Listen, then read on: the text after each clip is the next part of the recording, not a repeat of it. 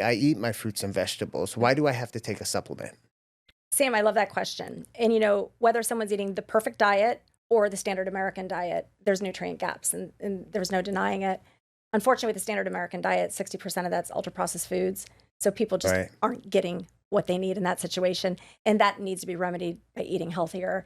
But even in the perfect world where someone is eating a healthy, plant predominant, plant forward diet where they're getting the vitamins and minerals you would think they would be getting from produce or from vegetables and fruits, because of monoculture farming, because of the pesticide exposure, we just don't have that nutrient density that we used to have in our produce. And I see that in my patients.